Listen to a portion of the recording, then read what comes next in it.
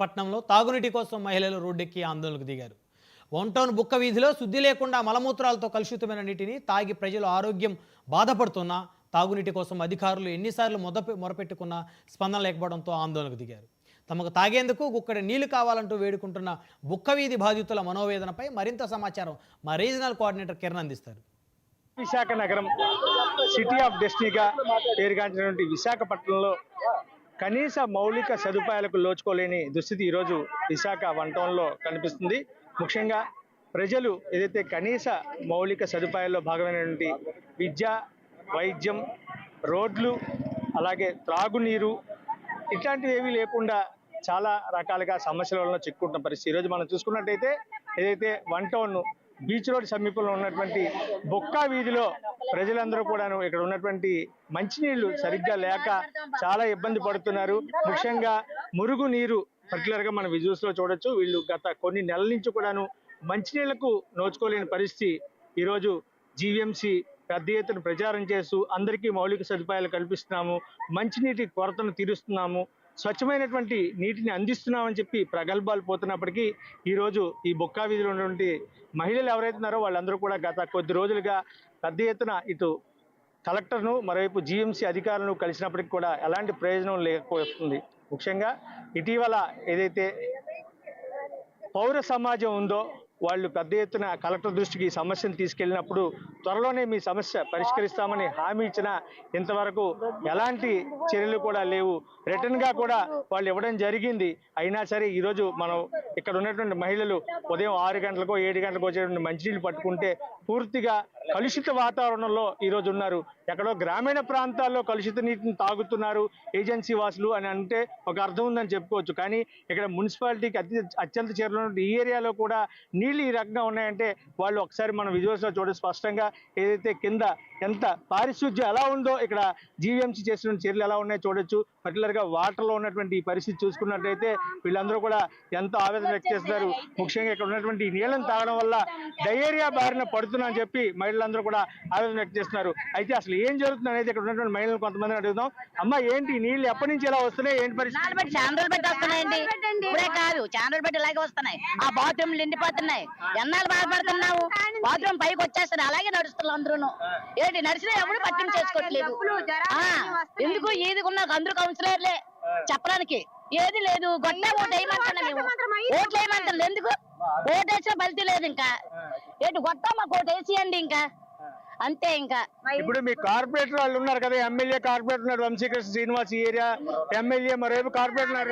ఎవ్వరే రాలేదు, ఒక్కరు కూడా రాలేదు. ఓట్ల గురించి అయితే మమ్మల్ని అడగనాకు వస్తారు కానీ ఏది కూడా మాకు అడగనాకు రావట్లేదు. ఇన్నిసార్లు కంప్లైంట్స్ ఇచ్చాము, ఎన్నిసార్లు కూడా చెప్పాము కానీ ఒకసారి కూడా పట్టింపు చేసుకోలేదు. ఎవరికి ఇచ్చారు మీరు కంప్లైంట్? ఎవరికి ఇవ్వలేదు. ఇంకా మనం ఎవరికి ఇవ్వలేదు. మొన్న వచ్చి ఏదో మొన్న గొట్టం పోయిందండి. ఆ గొట్టం పోతే మన వేసి వెళ్ళిపోయాను. అది కానీ మరి వేసి బాత్రూమ్లు నిండిపోతున్నాయి. ముందు ముఖ్యంగా ఆ ఒకటే గొట్టం వేసేస్తే మాకు చాలు.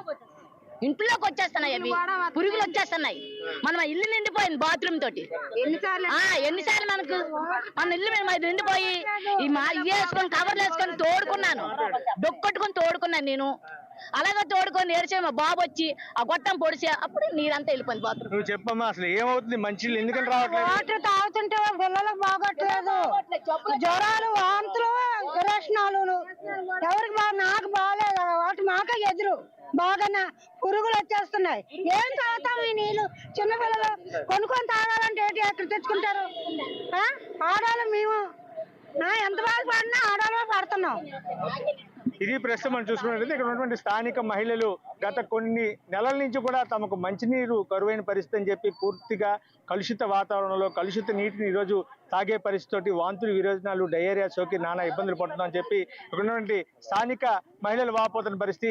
మీరు చెప్పండి సార్, ఎందుకని ఈ పరిస్థితి ఉంది? ఎందువల్ల ఎవరు పట్టించుకోవట్లేదా ఏంటి? ఎవరు పట్టించుకోవట్లేదు సార్. ఎవరు కూడా ఎన్నిసార్లు చెప్పినా సరే, ఎవరు చేసినా, శేఖర్ గారు వచ్చినా సరే, ఇంతమందికి పత్రాలు ఇచ్చినా సరే ఎవరు పట్టించుకోవట్లేదు. అలాగే డ్రైనేజీ కాలు చివరిని లాస్ట్ 3వది విపరీతంగా పొంగిపోయి వారం 10 రోజులు అయిపోతుంది. వాళ్ళకి ఎన్ని వినతి పత్రాలు చేసినా సరే, వాళ్ళకి ఎన్నిసార్లు చేయగో వస్తాం, అదిగో వస్తాం, బాగు చేస్తాం, ఎటువంటి స్పందన లేదు. ఇక్కడ ప్రజలందరూ లేనిపోయిన రోగాలతోటి, డయేరియా తోటి అనేక విధాలుగా ఇబ్బంది పడుతున్నారు. ఎవరు చూసినా ఎటువంటి ప్రాణహాని కూడా జరిగింది. ఆవిడకి పాపం 3 రోజుల నుంచి వాంతులు విరోచనాలు ఎవరూ పట్టించుకోవట్లేదు చెప్పినా సరే. ఏది మొన్న మున్సిపల్ ఆఫీస్కి వెళ్ళి చేసి ట్రీట్మెంట్ చేయించుకుంది. ఈ రోజుకి అలాగే లేచింది, ఇప్పుడు వచ్చింది ఇలాగా. అలా మీరు చెప్పండి, ఎందుకు పట్టించుకోవడానికి గల కారణం ఏంటి? ఇక్కడ కార్పొరేటర్ కావచ్చు, లేదా ఎమ్మెల్యే కావచ్చు, వీళ్ళు విస్తృతంగా పర్యటిస్తున్నారు, స్థానికంగా వార్డులో సమస్యల్ని పరిష్కరిస్తున్నాం అని చెప్తున్నారు. ఎప్పటికప్పుడు గ్రీవెన్స్ కూడా ఉంటున్నది. అయినా సరే ఎందుకు నీ పరిస్థితి ఉంది ఇక్కడ? గత అనేక నెలల నుంచి కూడాను ఈ ప్రాంతంలో మురికి నీరు కలిసిపోతుందని పెద్ద ఎత్తున ఇక్కడున్న మహిళలు అనేక ఆందోళన పోరాటాలు చేసిన కనీసం ఇక్కడున్న ప్రజాప్రతినిధులు కానీ జీవీఎంసీ అధికారులు కానీ కనీసం చలనం లేదు. ఈరోజు ఇదే సమస్యని అనేక రోజులుగా అనేక సంవత్సరాలు, రోజులు కాదు సంవత్సరాల తరబడి ఈ సమస్య పరిష్కారం చేయకుండా అత్యంత నిర్లక్ష్యపూరితంగా అధికారులు వ్యవహరిస్తున్నారు. కలెక్టర్ గారి సమక్షంలోనే జీఎంసీ అధికారులు, మంచినీటి విభాగ అధికారులు రాతపూర్వకంగా నెల రోజుల్లో సమస్య పరిష్కారం చేస్తారని హామీ ఇచ్చారు. కానీ నెల దాటి ఇప్పుడు 3 మాసాలు వస్తుంది. గతంలో కాస్తానే మంచినీరు వచ్చేది, ఆ మంచినీరు కూడా రాతపూర్వకంగా రాసిచ్చిన తర్వాత రావడం లేదు. అత్యంత నిర్లక్ష్యపూరితంగా జీవీఎంసీ అధికారులు వ్యవహరిస్తూ ఈ ప్రాంత ప్రధానికానికి అనారోగ్యాల బారిన పడిన విపరీతంగా రోగాల బారిన పడుతున్నారు. ఒక్కొక్కరు కూడా మంచాన పడి ఇప్పుడిప్పుడే కోలుకోలేని పరిస్థితుల్లో వస్తున్నారు. మలమూత్రాలు నీరు తాగి విరోచనాలు వాంతులతో పడుతున్న ఈ ప్రాంత ప్రజాప్రతినిధులు కానీ అధికారులు కానీ పట్టడం లేదు. ఈ సమస్యను పరిష్కరించాలని పెద్ద ఎత్తున ఆందోళన పోరాటాలను ఇంకా ఉధృతం చేస్తాం. ఈ సమస్య పరిష్కారం కాకపోతే యోగా పేరుతో మోడీ గారు 21వ తేదీన ఎప్పుడైతే వస్తున్నారో ఇదే రోడ్లో ఆ రోజు పెద్ద ఎత్తున యోగా, మేము కూడా ఈ మంచినీటిని నిరసించి యోగా చేస్తామని ఈ సందర్భంగా పాలకులు హెచ్చరిస్తున్నాం. ఇది ప్రస్తుతం మనం చూసుకున్నట్టయితే సివిలియన్ సొసైటీ కూడా పెద్ద ఎత్తున ఆందోళన నిర్వహిస్తాము. ఏదైతే విశాఖలో యోగాంధ్ర పేరుతోటి అంతర్జాతీయ యోగా దినోత్సవం జూన్ 21న నిర్వహిస్తున్న నేపథ్యంలో భారత ప్రధాని ఏదైతే విశాఖ సాగర్ తీరానికి వచ్చిన నేపథ్యంలో తమ సమస్యను పరిష్కరించాలి, ఏదైతే మలమూత్రాలతో కూడినటువంటి మంచినీళ్లను తాగలేక రోగాల బారిన పడుతున్నారు, తమకి మోక్షం కల్పించినందుకు పెద్ద ఎత్తున యోగాంధ్ర రోజున నిరసన చేస్తాము.